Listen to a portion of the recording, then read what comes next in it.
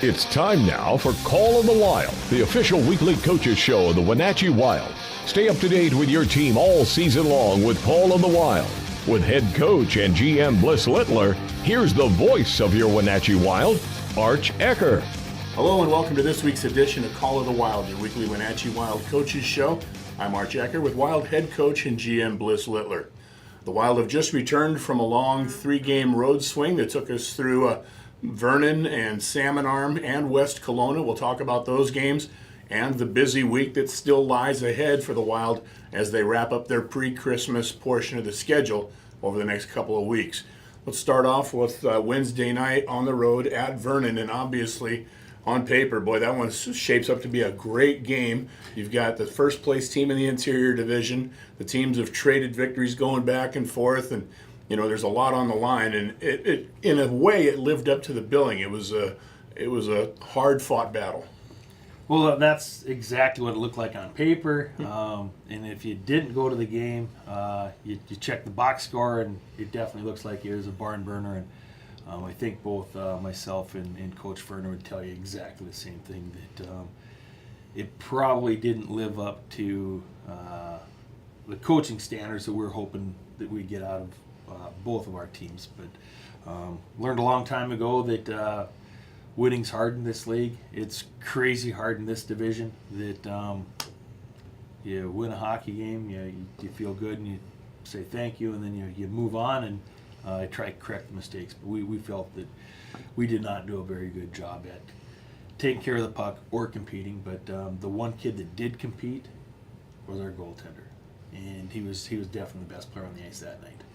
And he needed to be, when you scored just 2 goals, he needed to find a way to hold the other team to just 1 or less, and you were able to do that. And you know, there were some sparkling performances throughout the night. Yeah, we had some. We had some, but for the most part, that it just wasn't a very well played hockey game. I believe by either team. But you take the 2 points and you move on. You take the 2 points. You feel good about the points that there are nights you play well and you leave points on the table. So, we're playing a big rival there right now with Vernon, and that gives us the third win of the 6-game series, and gives us a chance to go back there the last week of the regular season and potentially win the series. Well, you can go back and you can look at film and you can talk about the things that you'd like to shape up. But one thing that you can't coach through is illness. And that's something that hit the Wild right between the eyes on this last road trip. Well, we hop on the bus on Tuesday, and we have one young man, you feel bad for him that he gets sick on the bus. And he had to use a bag to take care of what he got sick with, but when that happens, you just cringe and you try to isolate it. But you're on a bus, you're in a hotel, you eat all your meals together. It's tough, and it spread. We think that 14 of the 21 players that were on the trip, or 22 players that were on the trip, 14 of them definitely had it where at some point that they weren't feeling very good. I don't think anybody was. I think everybody kind of dealt with it in their own way, but definitely nobody was up to 100%. And besides the 14 players, I think you got both coaches, got our trainer, got the bus driver. It didn't get you, though. It's cast iron, baby. Oh, the rot gut over here that nothing can get him. That's right. But no, you know what? It was we looked at it. With being short, I guess, we said we either can use this as an excuse or a challenge. This is a great challenge, and I'm really proud of how we as a team responded. And there's some guys that learned that you can play hockey and not feel 100%, that you can be under the weather a little bit, and if you keep the game simple, that you can play good hockey. And so I think in the future, when we're beaten down and worn down a little bit, I think we'll have this experience to go back to, where kids know that, hey, I don't have to feel 100% to play a really good game. There's a euphemism or a phrase that gets used in the game and in other sports as well, when things don't go your way, we call it, you took one in the chops. That's literally what happened to Sam Morton, and he turned around. And when you talk about dealing with adversity, boy, there's a grade A case of handling it in a positive manner right there. For sure. He on Wednesday night against Vernon, Lambert, their team, there's a puck in the air, and Lambert went to whack it out. He missed the puck, but he made solid contact with Sammy's teeth, and he knocked 3 or 4 of his teeth out, and bad situation. But we had Coach Mendelson was up there. He drove up. He had to drive back so he could catch a flight Thursday morning to go recruit on the weekend, which turned out to be a pretty big blessing. That Coach Clark hopped in the truck with Sammy. They got back. They're at the dentist's office at 7 a.m. Dennis took care of Sammy. Later in the morning, they hop back in the truck and they drive up, meet the team, and like I told Sammy, if that would happen to you last year, you might have found a way to be out for a month. And Friday, he goes in the lineup, and I thought he had one of his better games. He kept it simple, scored a goal. Proved to be the game winner, as it turned out. Yeah, again, I think there that with everybody sick, Sammy's situation, like a lot of guys would use that as an excuse, and our guys looked at it and used it as a challenge. Sammy had a nice assist too, setting up Slava Demon, who, by the way, had 2 big goals.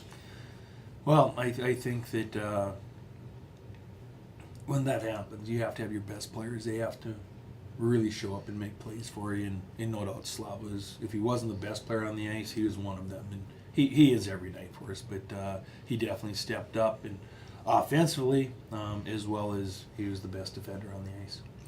The road will wear you out under the best circumstances, but when you deal with all the things that we've been talking about for the last couple of minutes, you get to that 3rd game on the road, and weeks of doing 3 games in a row, and then having to play against a West Kelowna team that was fired up and ready to rock. Again, nothing to hang your head about, because the Wild fell behind a little bit and continued to persevere, battled back, and forced overtime. When you're playing catch-up hockey, it's tough, but we've shown all year that we found ways to get back in those games, even though we kind of felt that it was a pretty even hockey game. Even though we were playing catch-up hockey, that they made some big saves early on, and in basically the whole second period, we really took it to them, and we just couldn't. We just couldn't capitalize on a couple of those rebounds and the great chance that we had. But it was nice that with that pressure that eventually that AJ made a great play that tied it up for us, and you got to overtime, and their chances that went both ways, and they took advantage of a turnover. 5 out of 6 points on the road, we'll still take it. And now you come home, just one game this week. We got Trail in here on Wednesday night, and the Smoke Eaters, they were a team that, boy, they really came out of the gates hot, and they've cooled off a little bit in recent weeks, but that's always a dangerous formula as well, because they're a team that's proven they can explode, and it could happen at any time. Yeah, Arch, the thing that in this league that other leagues I've been in, there's more information out there that we don't know what's going on with other teams. In the North American League, there's just more reports that were out there, and you kind of knew when kids were missing, kids weren't in the lineup. If kids were and they're playing sick, you just kind of, there's more information for one reason or another. And I don't know. I'm not really sure what's going on up there.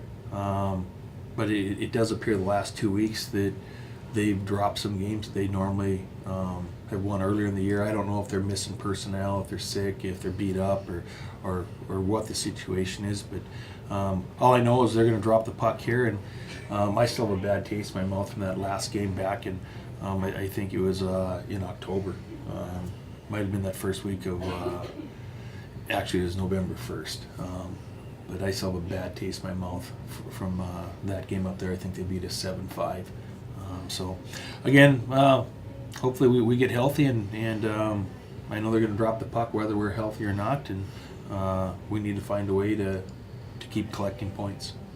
We get that opportunity Wednesday night when Trail comes here, and then back on the road as we head to Merritt, and then Prince George on the weekend. And we're getting to that point, Coach, where those 3-game weeks, we're going to start seeing way less of them. Well, especially on the road, that we come back. We come back from the holidays, and we have Penticton here for a couple of games, and then we have a 3-game set at Trail, at Salmon Arm, and at Penticton right away in January. And then basically we're done for the rest of January. We're for the most part, other than one up and back to Merritt, we're at home, and then we do have a 3-game set over in the island the 9th, 10th, and 11th of February, and then we're another set of home games, and then 3 up in to finish the regular season. West Kelowna, Vernon, and Penticton to finish off the regular season. So. Yeah, we're getting to that point where there's not a whole bunch on the road that's left. We have those 3-game sets the last 2 months, but from there's a whole bunch of 2-game sets to give ourselves a chance to get healthy. You know, just based on the way the calendar lays out and the fact that the season needs to be ended by the end of February, everybody's got to eat some 3-game weeks. It's just part and parcel of being in the BCHL, which is fine. But given your druthers, it's kind of nice to get the majority out of the way earlier as opposed to having to have them all at the end of the season when you're already battling fatigue and whatnot. Yeah, I think so. That it is what it is. The problem is those 1-game weeks. It's where you only play one game that really hurts you, and every 1-game week adds 2-game weeks, and you do that a couple of times. Then we have the 1-game week, and we didn't play, where Paul River couldn't get here. That adds another one to an already jam-packed schedule. So, but everybody does it. Everybody at the end of the year, over the same amount of days, everybody plays 58 games. So we'll get through it, and hopefully we'll be tougher for getting through it early in the year. Sounds good. Well, we're looking forward to seeing the guys back on home ice Wednesday night. Thanks for your time. You've been listening to Call of the Wild, the official weekly coaches show of the Wenatchee Wild, a presentation of the Wenatchee Wild Hockey Network.